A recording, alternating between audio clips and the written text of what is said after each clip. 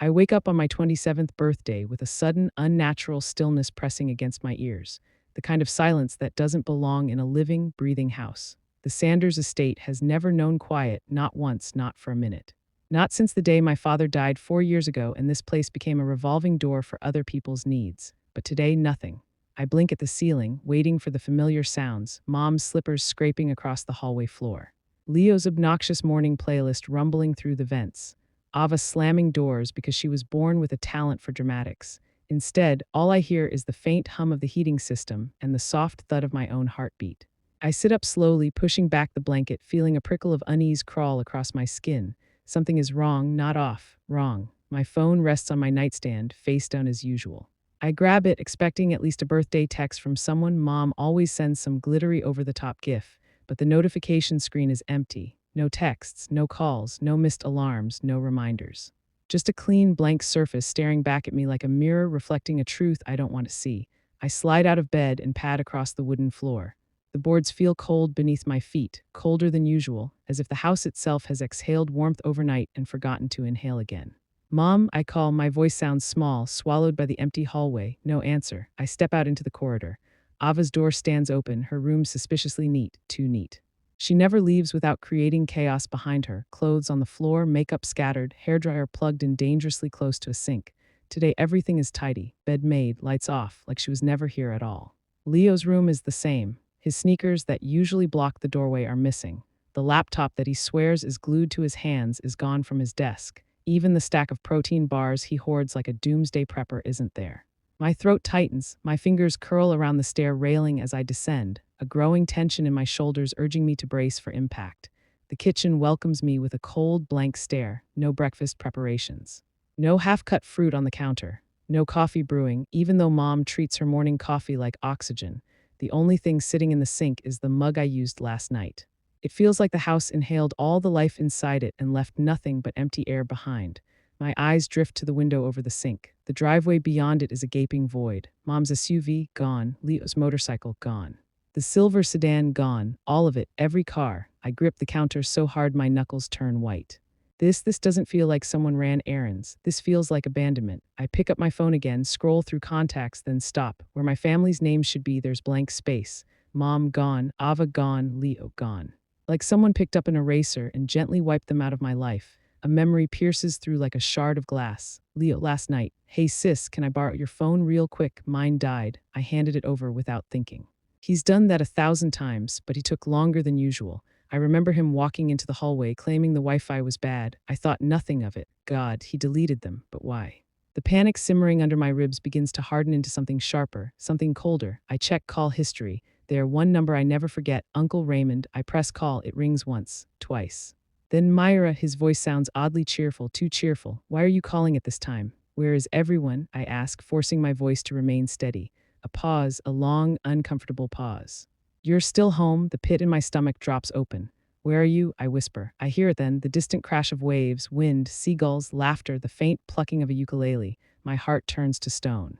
We're at Coral Bay Resort, he says finally. Your mother wanted to celebrate privately, just family, just family. The phrase slams into me. I am family, I say, the words tasting like metal. He exhales, uneasy. Your mother said you were busy, overworked. She thought you needed a break from everything. From them, from the house, from responsibility. A muffled voice floats through the line, Ava. Is she calling again? I told you she wouldn't notice. Just block her and let's enjoy the trip. My vision blurs. For a second I think I might faint. Myra, Uncle Raymond starts. I hang up. The silence that follows is deafening. They didn't forget me. They didn't accidentally leave me behind. They erased me. And not just from the trip, from the family chat, from their contacts, from their lives. My body doesn't crumble the way I expect. No sobs, no screaming. Just a sharp, crystal-clear stillness settling inside me like winter frost. A decision forming quietly, powerfully in the back of my mind. I'm done. The cold serenity inside me guides my steps toward the study, my father's study. The only room in this house that ever felt like a sanctuary. Mom locked it the day he died, claiming it was too painful to enter.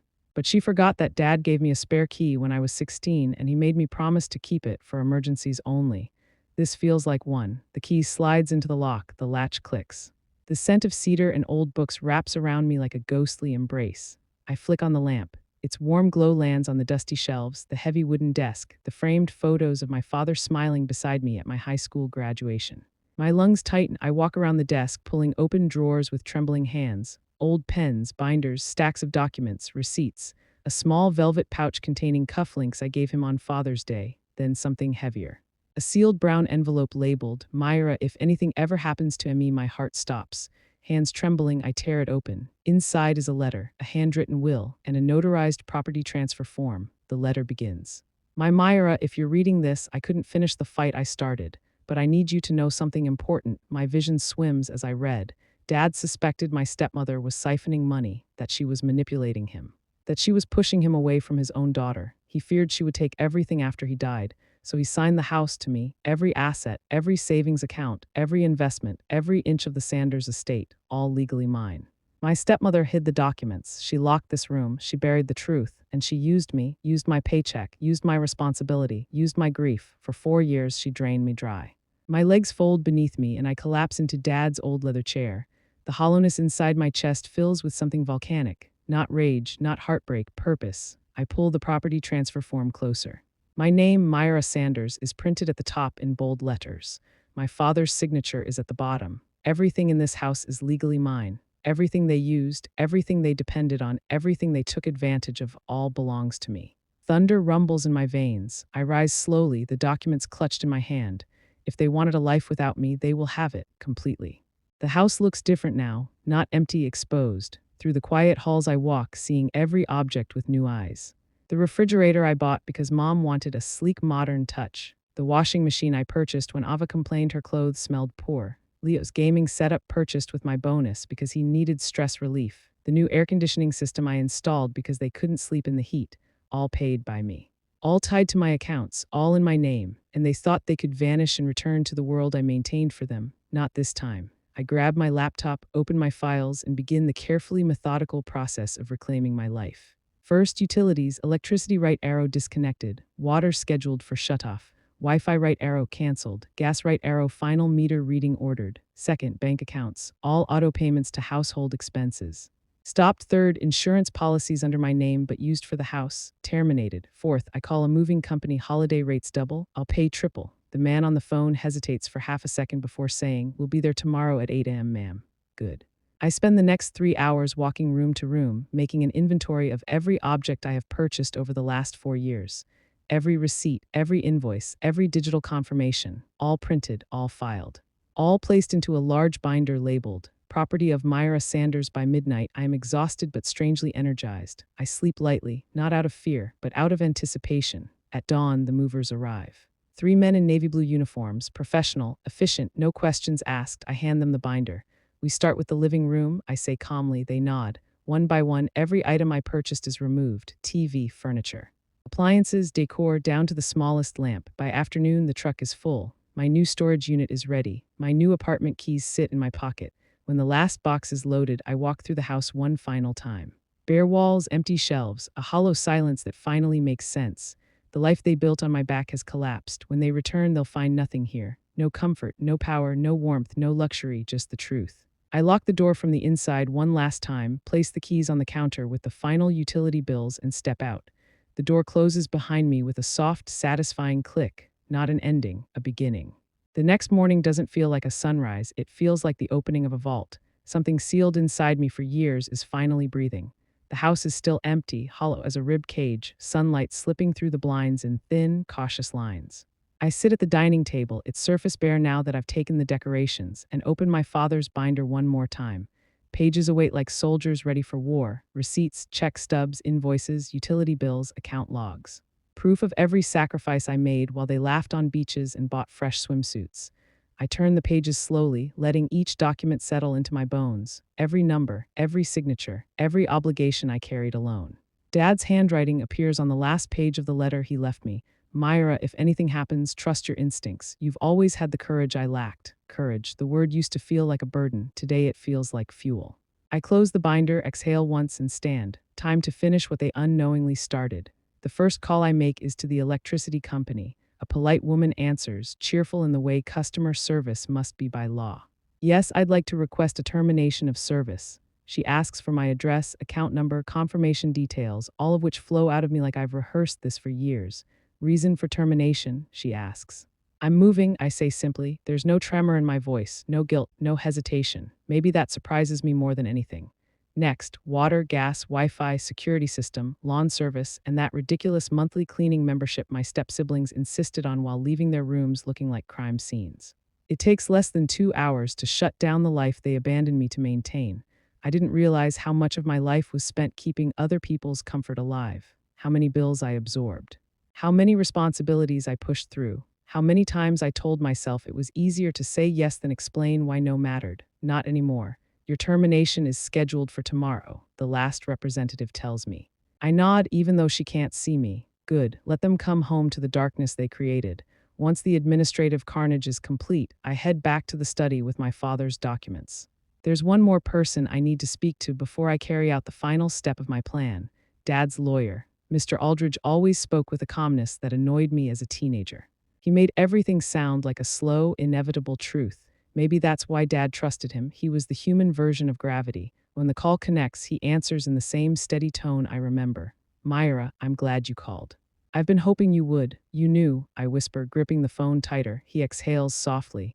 I suspected your father's estate was not being handled the way he intended. Your stepmother never contacted me after his passing.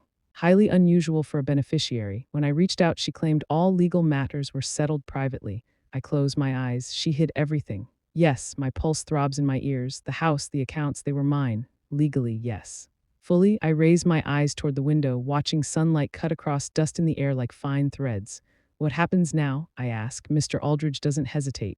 You enforce your rights, take what belongs to you. Prevent further manipulation. Your father wanted you protected. The silence between us settles into something strangely empowering. You sound resolved, he says. I am. Then Myra, do what needs to be done. I hang up and take one final walk through the barren rooms. I don't pack clothes or keepsakes. Those are already in my car. I don't take anything that doesn't belong to me. I just breathe one last time inside the shell of a life I no longer owe anyone. The moving truck arrives the next day. The foreman nods at me, clipboard in hand, no judgment in his eyes, just work, simple and straightforward. I lead him through each room, pointing out what's mine. The living room is stripped. The kitchen is skeletal. The bedrooms look like vacant Airbnb units, and yet I feel lighter than I've felt in years. As each item is removed, a weight lifts from somewhere deep within me. This is not destruction. This is reclamation. By evening, the house looks eerily similar to how it looked when Dad first bought it. Empty, quiet, waiting for something new. Only this time, I am not part of the next chapter here. I lock the door from the inside, place the keys on the granite countertop beside the last stack of unpaid bills, and walk out. I don't look back. Some chapters shouldn't be revisited. Some houses aren't homes. Some families aren't family. It takes 6 days for them to come back. 6 days of island sunsets, matching vacation outfits, overpriced cocktails, and curated family photos, all without me. I find out they're home when my phone buzzes with emotion alert. I never removed access to the Ring camera. Why would I? Some endings deserve to be witnessed. I sit on the floor of my new apartment, bare but peaceful, and swipe to open the feed. There they are, Mom dragging her floral suitcase across the porch, exhaustion etched across her face. Leo wearing a necklace of plastic beads, yawning like he suffered the worst burden imaginable. Ava snapping selfies even as she climbs the porch steps. They look sunburned, overconfident, completely unaware. Ava turns toward the door. Finally home. I missed my bath bombs. Mom fidgets. Myra better not have left dishes in the sink again. Leo snorts. She probably didn't even notice we were gone. The irony nearly makes me laugh. Dad's letter sits beside me on the floor, a quiet reminder of why I'm doing this. Mark reaches the door first and jiggles the handle. The lock doesn't budge. He mutters. That's odd. Mom tries next. Did we change the lock, did we? No, Mark says, rattling it harder. Ava groans from behind them. Can we just go inside? I need a shower. Mark digs out his keys, confusion splashing across his face when they don't fit. What the? A slow realization stretches across Mom's features like a shadow creeping across the floor. Try your key again, she says. He tries. It fails again. Fails. Call Myra, Mom snaps. Leo checks his phone. Her contact is gone. Of course it is. He deleted it. They finally manage to push the door open. They step inside. The first scream belongs to Ava. What the hell is this? Leo's flashlight sweeps through the living room. The empty living room. No TV, no sofa, no rug, no sound system. Nothing, just walls. What happened? Mom whispers, her voice brittle. Leo moves toward the kitchen. Yo, Mom, the fridge is gone. A sound escapes her that I've only heard once before when Dad died. A robbery, Mark says immediately. It had to be. Call the police, right on cue. He dials 911. I sit on my apartment floor, watching the chaos unfold like a movie I've already memorized frame by frame. Ava curses, Leo kicks a wall, Mom clutches the countertop like she might collapse, and Mark storms around like a man robbed of something precious, when in truth he never owned it. By the time the police arrive, they're all outside again, frantic and pale. We were robbed, Mark insists. The officer raises a brow. Odd, no signs of forced entry. Our daughter must have left a door open, Mom cries. The second officer squints at the porch camera. Let's check the footage. Ava freezes. Wait, no, but it's too late. Leo pulls up the history on his phone. His face drains of color, eyes widening with horror. The video plays me directing movers, clipboard in hand, calm as a surgeon performing a routine procedure. Mom stares, then chokes out a single word. Myra. I lower the phone gently. I've seen everything I needed to. 3 weeks later, I sit in a small courtroom that smells faintly of old carpet and disinfectant. Everything feels smaller than I expected. The room, the benches, the judge, maybe even my parents. They file in, avoiding my gaze. Mom's hair looks unkempt. Mark's tie is crooked. Ava isn't wearing makeup, a first. Leo looks like he hasn't slept. Their new reality has caught up to them. The judge adjusts his glasses. Kessler vs. Sanders. Let's begin. Mark launches into a monologue rehearsed to perfection. How I abandoned them, how I stole from the family, how I stripped the house bare. Mom dabs her eyes. We just want our daughter back. My jaw clenches. Not once did any of them say we want to apologize. Not once did they acknowledge the damage, the manipulation, the abandonment. When the judge finishes taking notes, he looks at me. Miss Sanders, I stand and place my 3-inch binder on his desk. Documents fan out like wings across the polished surface. Receipts in my name, warranty cards, bank transfers, utility logs, dad's letter, the property deed. Months, years of truth. The judge flips through the evidence, his expression shifting from mild interest to stern disbelief. He closes the binder. Mr. Kessler, he says, every item you claimed she stole, she purchased. Mark clears his throat. Well, and the house you claim she abandoned. The judge slides the deed forward. This says the property belongs to her exclusively. Mom makes a strangled sound, but, ma'am, the judge says, your claim is dismissed. This case is legally baseless and borders on fraudulent. His gavel comes down. The echo is beautiful. Mark's shoulders slump. Mom stops crying, staring at the floor. Ava turns away, cheeks burning. Leo bites his lip, jaw trembling. I pick up my binder and walk out of the courtroom. No fireworks, no final words, just a quiet victory that feels like breathing fresh air after years underground. Outside, the sun hits me square in the chest, warm, honest, unfiltered. Freedom doesn't roar. Freedom whispers, you're done carrying them. Snow begins falling outside my apartment. Window the night, I finally allow myself to breathe.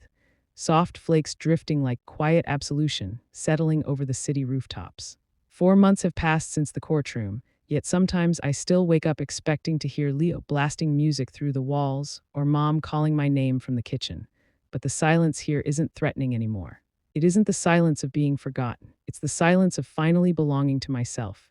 I sit on the small balcony of the lakeside cabin I inherited from Dad, a place I didn't even know existed until Mr. Aldridge called again, sounding almost excited. Your father left a secondary property, he told me. A cabin, perhaps you should see it. I drove there that same afternoon. The cabin sits at the edge of a clearing, overlooking a still lake that mirrors the sky so calmly it feels unreal. The air smells like pine and untouched earth. Dad came here when life overwhelmed him. Now it's my turn. I run my fingers along the wooden railing, letting the cold bite into my skin.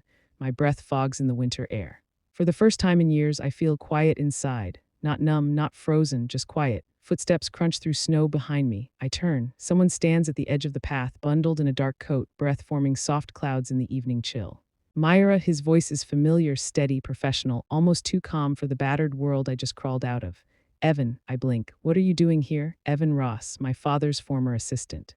A man who disappeared after Dad's death, swallowed by grief or guilt or both. I barely remembered him until Mr. Aldridge mentioned he had kept some of Dad's personal possessions. He steps onto the porch, snow dust clinging to his shoulders. I brought something. His hand slides into his coat and pulls out a sealed envelope. Your father gave this to me before he passed. Told me to deliver it when you were ready. The word hits me like a slow, warm pulse in my chest. I take the envelope, my fingers brushing Evan's briefly, warm against the cold. He steps back respectfully, giving me space, his eyes on the snow-dusted lake instead of me.